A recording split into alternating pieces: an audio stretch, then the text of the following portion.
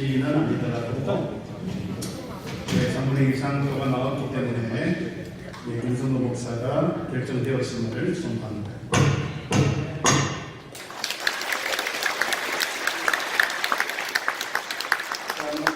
을 가지고 말씀을 함께 나누겠습니다.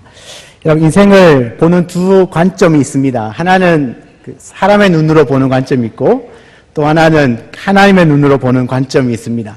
오늘 본문에 등장하는 요셉의 인생도 이 두 관점으로 볼 수가 있습니다. 성경 본문을 읽어야 되는군요. 읽어야 되나요? 네. 찾아오겠습니다. 네. 창세기 45장입니다. 창세기 45장 우리 5절에서 4절에서 8절 말씀입니다. 우리 다 같이 한 목소리를 읽겠습니다. 45장 4절에서 8절입니다.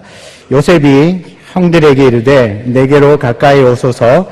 그들이 가까이 가니 이르되 나는 당신들의 아우 요셉이니 당신들이 애굽의 판자라. 당신들이 나를 이곳에 팔았다고 해서 근심하지 마소서. 한탄하지 마소서. 하나님이 생명을 구원하시려고 나를 당신들보다 먼저 보내셨나이다. 이 땅에 2년 동안 흉년이 들었으나 아직 5년은 밭갈이도 못하고 추수도 못할지라. 하나님이 큰 구원으로 당신들의 생명을 보존하고 당신들의 후손을 세상에 두시려고 나를 당신들보다 먼저 보내셨나니 그런즉 나를 이리로 보낸 이는 당신들이 아니요 하나님이시라. 하나님이 나를 바로에게 아버지로 삼으시고 그 온 집의 주로 삼으시며 애굽 온 땅의 통치자로 삼으셨나이다. 아멘. 하나님의 눈으로 보는 능력, 감사라는 제목으로 말씀을 나누겠습니다. 우리가 사람의 인생을 두 관점으로 볼 수가 있는데, 하나는 사람의 눈으로 보는 관점이 있고 또 하나는 하나님의 눈으로 보는 관점이 있습니다. 오늘 등장하는 요셉의 인생도 이 두 관점으로 우리가 볼 수 있습니다. 먼저는 사람의 눈으로 보면 이 요셉의 인생은 한마디로 말하면 기구한 인생입니다. 요셉은 아주 어린 나이에 어머니를 잃습니다. 동생 베냐민을 낳다가 난산으로 인해서 어머니가 일찍 죽습니다. 그러니까 어린 나이에 어머니의 사랑이 가장 필요할 시기에 요셉은 어머니가 없이 자라게 됩니다. 그 어머니의 사랑을 대신한 사랑은 그 아버지의 사랑이었는데, 그 아버지의 사랑은 그렇게 건강한 사랑이 아니었습니다. 편애의 사랑이었죠. 요셉만 사랑하는 편애의 사랑.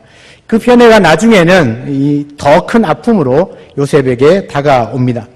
요셉의 청소년기에도 큰 아픔의 시기였습니다. 요셉은 17살쯤 되었을 때 아버지가 형들이 양을 치는 곳에 가서 양떼들은 잘 있는지 또 형제들은 잘 있는지 보고 오라고 이 요셉을 보냈는데, 자기들에 다가오는 요셉, 형들은 요셉을 잡아다가 이제 죽이려는 생각을 합니다. 그렇지만 제일 맏형이었던 르우벤이 요셉의 목숨은 살려주자고 말했기 때문에 살고 그 대신에 깊은 구덩이에 던져 넣게 됩니다. 그러나 요셉이 형들로부터 거절당하고 또 자신을 죽여 없애려고 하는 그 형들의 행동의 제1차적인 원인은 아버지에게 있었습니다. 아버지의 지극한 편애 때문에 형제들은 요셉을 미워하게 됐고 또 급기야는 죽여 없애야 되겠다라는 살인의 충동까지도 형제들 마음 가운데 들어가게 되죠. 요셉은 이렇게 청소년 시기에 아주 깊은 구덩이에서 죽음의 문턱을 경험하게 됩니다. 그것도 그들의 자신의 형들로 말미암아 그렇습니다. 그러나 이 동생 요셉을 죽이는 것보다는 저 이스마엘 상인들에게 팔고 우리가 그에게 손대지 말자고 제안을 했던 유다로 말미암아서 구덩이에서 건져지고 은 20에 지나가는 이스마엘 상인들에게 팔려집니다. 오늘로 말하면 인신매매를 당한 것이죠. 그것도 가장 예민한 청소년 시기에 형들로부터 그런 인신매매를 당하게 됩니다. 그 청소년 시기에 겪을 요셉의 고통, 상처 얼마나 컸겠습니까? 또 요셉이 팔려간 곳은 아주 먼 이방 땅, 한 번도 가본 적이 없는 곳, 애굽 땅이었고 그 애굽의 시위대장 보디발의 집이었습니다. 여러분, 아무리 생각해봐도 너무 힘든 상황이고 왜 나에게 계속 이런 일이 일어나는가? 정말 원망하기 딱 좋은 환경입니다. 형들의 미움을 받는 것도 힘들지만 또 죽이려는 죽음의 위협을 당하고 가까스로 구덩이에서 건져졌지만 인신매매를 당하고 또 팔려간 곳이 한 번도 가본 적이 없는 멀리 타양 애굽이고 그것도 종으로 팔려간 것이죠. 그런데 요셉은 그런 상황 속에서 원망하거나 신세 한탄을 하지 않았습니다. 오히려 그곳에서 이 주인의 마음에 굉장히 신뢰를 받을 만큼 아주 열심히 일을 했던 것 같습니다. 그래서 그 보디발의 집에서 가정총무의 직분을 얻게 됩니다. 성경은 이렇게 기록합니다. 창세기 39장 3절에 보면 그의 주인이 여호와께서 그와 함께 하심을 보며 또 여호와께서 그의 범사에 형통하게 하심을 보았더라. 사랑하는 여러분, 이 말씀만 봐도 요셉이 어떻게 살았는지 우리는 짐작할 수 있습니다. 그는 그 형제들에게 팔려서 종이 된 자신의 신세를 한탄하고 있었다면 과연 하나님께서 그 요셉과 함께 하셨겠습니까? 아마도 요셉은 자신을 그렇게 만든 형들을 향한 그 분노의 마음보다는 지금 처해 있는 환경을 인정하고 보디발 장군의 집에서 종으로 최선을 다했을 겁니다. 불평하거나 불만하기보다는 지금 있는 그 위치에서 최선을 다해서 종으로서 그의 일을 감당해냈다는 것이죠. 그랬더니 하나님을 알지 못했던 그 보디발 장군, 여러분 애굽의 장수니까 하나님을 어떻게 알겠습니까? 하나님을 한 번도 들어본 적이 없는 그 보디발 장군의 눈에도 이 요셉은 그 요셉이 믿는 하나님이 함께하는 것처럼 보여지는 겁니다. 불신자의 눈으로도 요셉을 봤더니 저 요셉은 자기가 믿는 그 하나님이라고 하는 신이 함께하는 것처럼 보였다는 것이죠. 그만큼 그의 삶에 하나님이 함께하셨고 그의 삶의 성실함이 드러나고 있습니다. 그런데 어느 날 날벼락 같은 일이 일어납니다. 이 보디발 장군의 부인이 요셉을 유혹하고요. 자신이 유혹에 넘어오지 않으니까 또 누명을 씌워서 옥에 가두어버립니다. 하루아침에 종으로 있다가 죄수의 몸이 됩니다. 다시금 큰 좌절에 빠질 수밖에 없는 상황입니다. 진짜 되는 게 없습니다. 종으로 팔려간 것도 너무너무 억울하고 힘든데 그것도 누명을 쓰고 또 옥에 갇히는 죄수의 몸이 되었으니까 얼마나 힘들겠습니까? 뿐만 아니라 그 감옥 안에서도 그는 배신을 경험합니다. 여러분 그 감옥 안에 함께 갇혀있던 그 바로의 신하 중에 술 맡은 관원장이 있었습니다. 여러분 이 술 맡은 관원장의 그 꿈을 해석해 주면서 이 술 맡은 관원장은 자기의 지위를 복직을 하게 됩니다. 그런데 이 술 맡은 관원장이 복직을 하면 자기를 도와주었던 요셉을 자기도 도와주어야 할 텐데 까맣게 잊어버린 겁니다. 성경은 정확하게 잊어버렸다 그렇게 나옵니다. 굉장히 억울하죠. 내가 은혜를 베풀고 도와준 사람이 자기를 잊어버리고 도와주지 않는 것, 그것 때문에 느끼는 그 배신감은 어마어마했을 겁니다. 여러분 감옥에 있는 그 고통보다가 어쩌면 잊혀지는 고통, 또 배신을 당하는 그 고통이 훨씬 더 컸을 겁니다. 여러분 이처럼 우리 사람의 눈으로 보는 관점에서 요셉의 삶과 인생을 보면 정말 기구한 인생입니다. 유년기, 또 청소년기, 청년기 그 어느 것 하나 아프지 않는 것이 없습니다. 다 상처입니다. 부모로부터도 상처를 받고 형제들로부터도 상처를 받고 윗사람으로 상처를 받고 은혜를 베푼 사람으로부터도 상처를 받고 정말 상처투성입니다. 안 돼도 어차피 이렇게 안 될 수가 없습니다. 돼도 정말 어떻게 생각하면 이런 인생을 살 사람이 있을까 할 만큼 너무나 힘든 인생을 살았던 것 같습니다. 그래서 제가 아들을 낳았을 때 요셉이라는 이름을 안 지었습니다. 혹시나 이런 이름을 갖고 고생할까 봐. 안 돼도 이렇게 안 될 수가 없는 거죠. 그런데 이 요셉의 인생을 다른 관점, 하나님의 눈으로 보면 어떻습니까? 오늘 본문에 보면 이 요셉은요, 자신의 인생을 바로 하나님의 눈으로 보고 있다는 것을 알 수 있습니다. 사람의 관점이 아니고 내가 갖고 있는 자신의 관점도 아니고 하나님의 관점으로 자신의 인생을 보는 것이죠. 오늘 본문 5절 말씀을 한번 눈으로 보시겠습니까?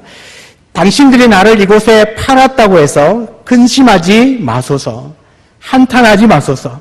하나님이 생명을 구원하시려고 나를 당신들보다 먼저 보내셨나이다. 여러분 무슨 말입니까? 자신이 이곳에 온 것은 형들이 나를 팔았기 때문이 아니라는 거죠. 하나님이 나를 여기까지 보내셨다. 이런 이 눈은 아무나 가질 수 있는 게 아닙니다. 자신의 눈으로, 사람의 눈으로, 인간적인 눈으로 보지 않고 하나님의 시각으로 내 인생을 해석하고 바라보지 않으면 절대로 고백할 수 없는 고백입니다. 요셉은 어떻게 이렇게 생각할 수 있느냐? 바로 하나님의 관점으로 자신의 생애를 보았기 때문에 그렇습니다. 하나님의 눈으로 자신의 인생을 보니까 형들에 의해서 애굽에 팔려온 것 그 가운데 하나님의 선한 손길 속에 있었다는 것을 깨닫게 됩니다. 하나님의 눈으로 자신의 인생을 보니까 애굽에 온 것이 우연이 아니었습니다. 바로의 시위대장의 집에 들어간 것도 우연이 아니었고 감옥에 들어간 것도 우연이 아니었습니다. 모든 것이 하나님의 손 아래 있었다는 것이죠. 7절을 보시면 하나님이 큰 구원으로 당신들의 생명을 보존하고 당신들의 후손을 세상에 두시려고 나를 당신들보다 먼저 보내셨나이다. 이런즉 나를 이리로 보내신 이는 당신들이 아니요 하나님이시라. 하나님이 나를 바로에게 아버지로 삼으시고 그 온 집의 주로 삼으시며 애굽 온 땅의 통치자로 삼으셨다. 뭐라고 말씀하시죠? 당신들을 보존하기 위하여 우리의 후손들을 안전하게 지켜주기 위하여 하나님이 나를 여기 보내셨다. 요셉은 확실하게 자신의 인생을 하나님의 관점으로 보고 있습니다. 하나님의 관점으로 보니까 자신의 인생이 해석되기 시작합니다. 그렇게 풀리지 않았던 것이 한순간에 풀리는 겁니다. 요셉은 자신의 인생 속에 보이지 않는 그 하나님의 손, 그 하나님의 손에 개입하신 하나님에 대해서 이렇게 고백을 합니다. 창세기 50장 20절에 당신들이 나를 해하려 하였으나 하나님은 그것을 선으로 바꾸사 오늘과 같이 많은 백성의 생명을 구원하게 하시려 하셨나니 당신들은 나를 해하려 하였지만 하나님은 그것을 선으로 바꾸었다. 지금 너무 힘든 가운데 있지만 하나님은 그 모든 것들을 나중에 결국은 선으로 바꾸실 것이다. 내 인생에 개입하신 그 하나님은 반드시 합력하여 선을 이루어 주실 것이다. 그분이 바로 우리의 하나님이십니다. 하나님은 요셉의 인생 속에 오셔서 모든 것을 손으로 바꾸어 놓으셨습니다. 아픔도 손으로 바꾸셨고 배신감도 손으로 바꾸셨고 마음의 증오도 손으로 바꾸셨고 형에게 팔린 것도 손으로 바꾸셨고 누명을 쓰고 감옥에 갇힌 것도 다 손으로 바꾸셨습니다. 여러분 자신의 인생을 해석할 때 사람의 관점으로 보면 해석되지 않는 게 너무나 많아요. 여러분 요셉이 형들에게 팔려서 애굽의 종으로 갈 때도 하나님은 형통케 하셨더라. 누명을 쓰고 감옥에 갔는데도 형통케 하셨더라. 이게 말이 되는 이야기입니까? 인간적으로 봤을 때는 정말로 안 돼도 이렇게 안 될 수가 없는 인생인지 모르지만 하나님의 관점으로 봤을 땐 형통하였더라가 되는 것입니다. 여러분 요셉은 자신의 인생을 합력하여 선을 이루시는 그 하나님의 관점으로 보았습니다. 그랬더니 이렇게 해석하는 겁니다. 아, 이 모든 것이 하나님의 놀라운 계획 속에 있었구나. 야, 이 모든 것이 하나님의 선하신 섭리 가운데 있었구나. 그렇게 깨닫게 되는 것입니다. 요셉은 이렇게 자신의 인생을 하나님의 관점으로 보았기 때문에 형들을 사랑과 용서로 대할 수 있었습니다. 다시 말하면 자신에게 일어나는 모든 것은 하나님께서 선으로 바꾸어 주셨다. 선으로 바꾸어 주신 그 하나님을 믿었기 때문에 형들을 향하여서도 사랑과 용서로 대할 수 있었던 것입니다. 사랑하는 여러분, 하나님은 절대 실수하지 않으십니다. 여러분이 지금 가고 있는 이 길은 하나님이 우리에게 베풀어 주신 가장 최선의 길입니다. 그러므로 인생을 하나님의 관점으로 바라볼 수 있기를 바랍니다. 하나님의 절대 주권의 관점으로 보시기 바랍니다. 절대 주권을 가지신 하나님은 우리의 아버지시죠. 여러분, 아무리 약한 자라도 자식에게는 좋은 것을 줍니다. 이 땅에 존재하고 있는 모든 아버지, 어머니들은 자식에게 좋은 것 줍니다. 그렇다면 하물며 우리 하늘 아버지께서 자식들에게 좋은 것 안 주겠습니까? 그러니까 하나님이 가장 선한 길로 우리를 인도하시는 것이죠.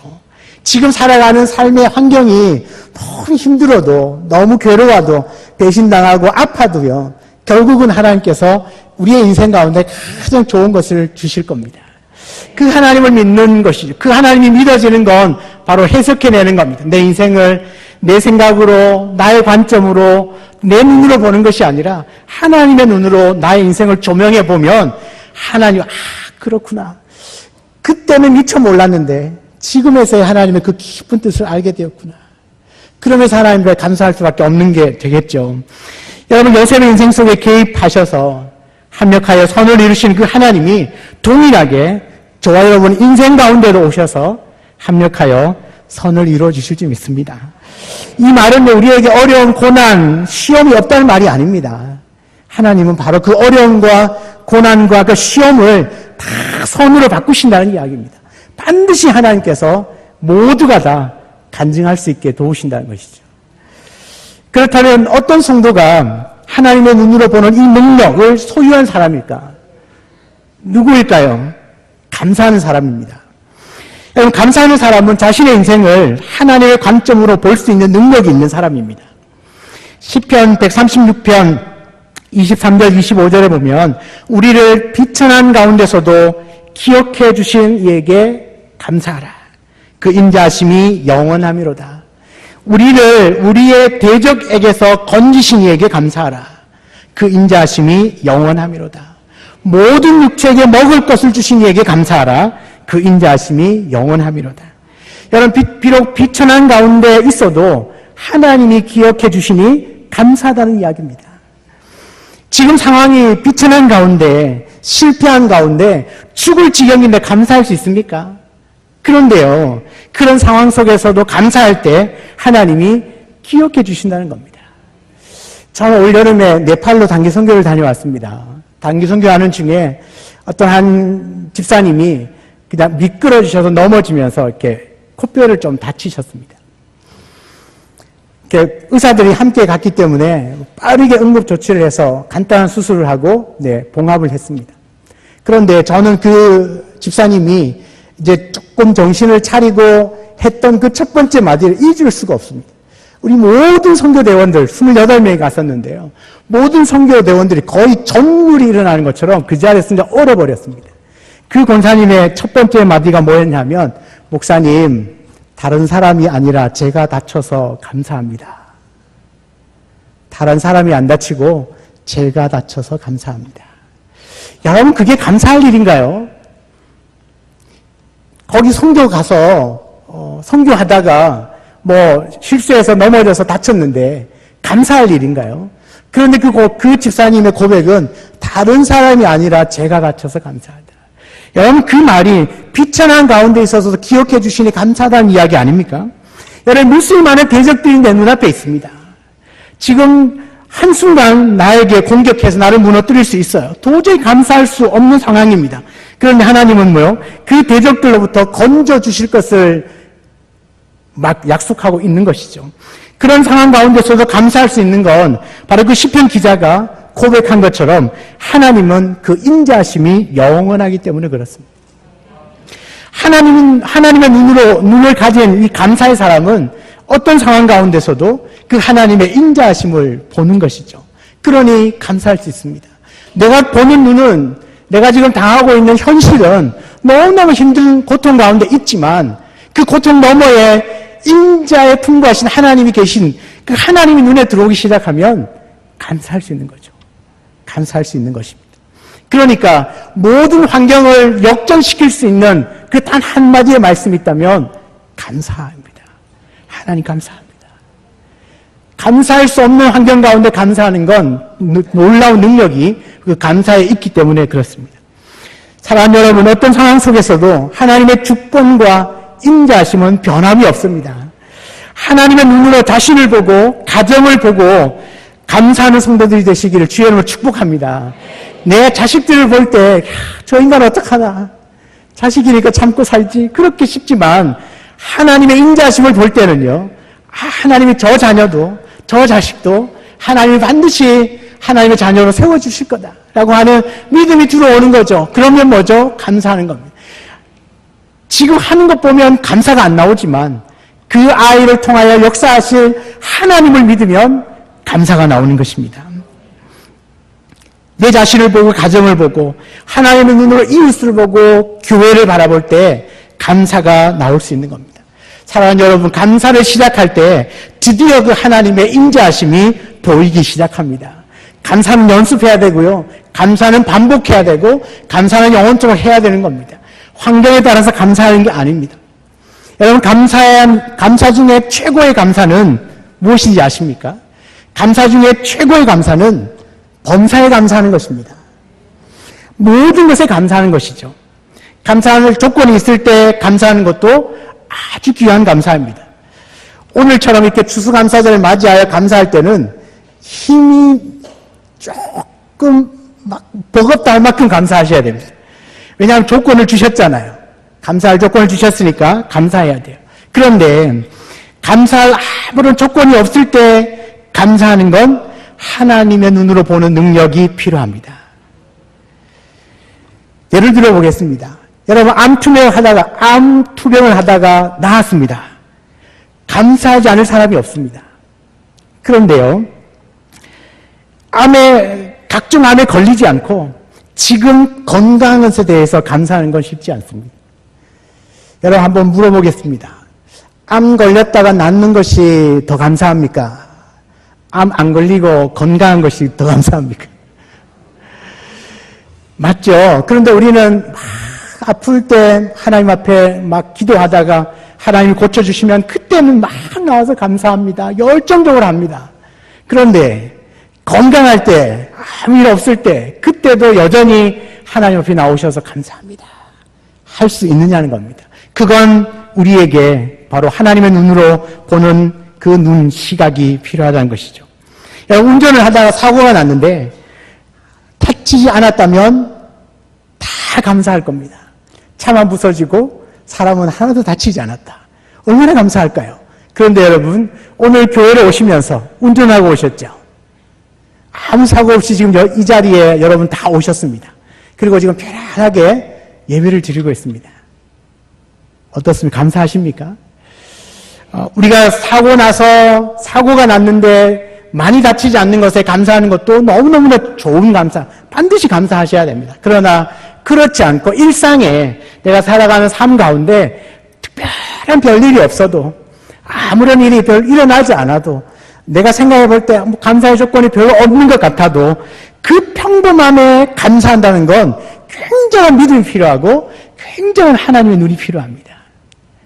어떤 조건이, 어떤 환경이 갖춰졌을 때 감사는 누구나 할 수 있지만 평범한 일상에 감사할 수 있는 사람은 그리 많지 않습니다.